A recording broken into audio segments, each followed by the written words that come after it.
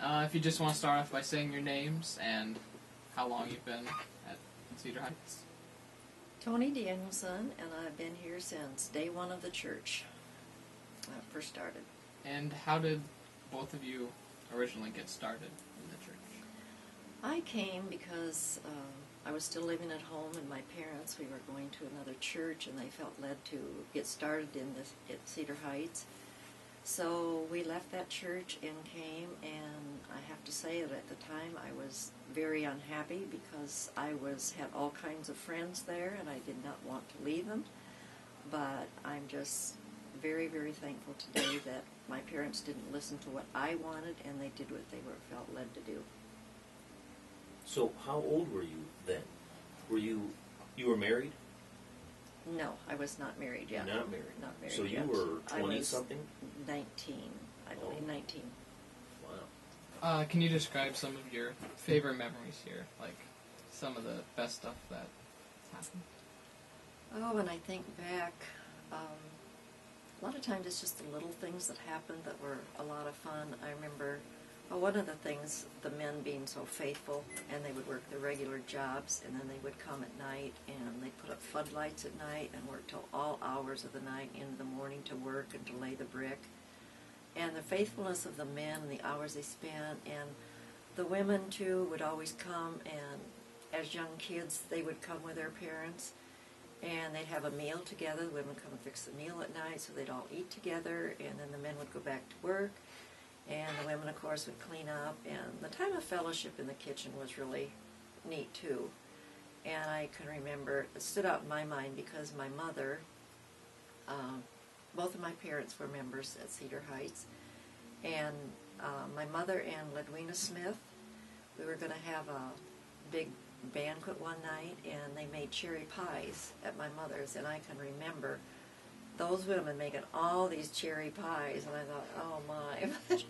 So those are two really vivid memories that I have, just the faithfulness, and the fellowship was great.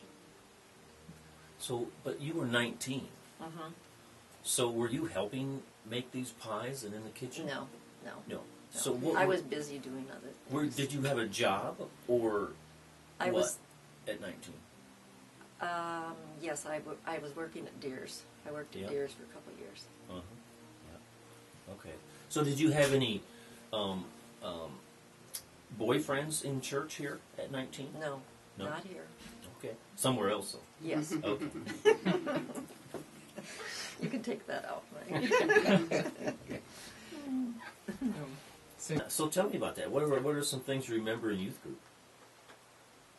We can't remember any of the boys, can we? We cannot think of one boy. Well, we know there has to be boys because Pastor Berman he had Donnie and David and, can't think of the other one right offhand, but so there were boys there, but, I don't know. They were just fun teachers. And so if we look at old films of the Beatles, we're not going to see you as a 19-year-old at the front row screaming and fainting. And I was 15 and 16. Okay. Yeah. No, we didn't go. No. I'm just telling you that because you asked what the music was and whether I don't know the name, the titles, but I know that was a popular thing for teens to watch. What are some of the differences between worship services here today and ones when the church was first started? What are some of the big... Oh my. Oh, wow. Such a drastic difference. Mm-hmm. I mean, back then, of course, we sang hymns out of the hymnals. We sang choruses. We had sing-spirations every, one night a month. We would go to different churches, the 4 different churches, and the young people would get together and sing songs, and, I don't know, just, what a drastic change. Too. Yeah, we always had choirs, and we did a lot of musicals, or cantatas too, and that was really neat. Really enjoyed the cantatas, and the patriotic programs that we would put on occasionally. I guess those are the only thing that come. Was there an organ? Oh yes, we had an organ. Gloria Archer played the organ. Julie Bob played the organ. Roseanne She was still here during that time, wasn't she? Played organ. That was a big sacrifice to a lot of people when we didn't stay with the organ anymore and we went with more of the instruments we're using today. Oh, you remember when the organ Oh yes. left? Oh yes. Uh-huh. And was that a big deal?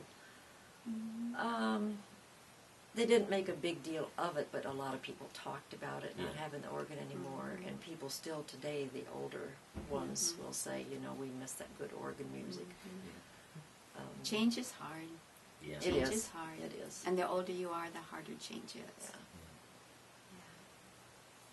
But yes, I mean, for the people that begin with hymnals and that type of music and choruses, and we had a great time when we went to those. And to see what we've gone to today, and most of them have accepted it really well. But I think Pastor Kevin has had very good taste in implementing it. He's still good about singing hymns and catering to that group of people, and that's good. Do you remember the day the drums arrived? Oh, yes. And what did you think? Was it hard for you to accept drums in the service? Wasn't for me. Yeah. But I like a little more upbeat music, so it was fine with me. I was happy to have them. Yeah. And it wasn't real loud, and I think even today we have good taste in the music, because some days it may seem a little louder than others, but it's not obnoxious, it's not deafening, you know, so I think that even your older ladies have really accepted it well, but they do enjoy the hymns.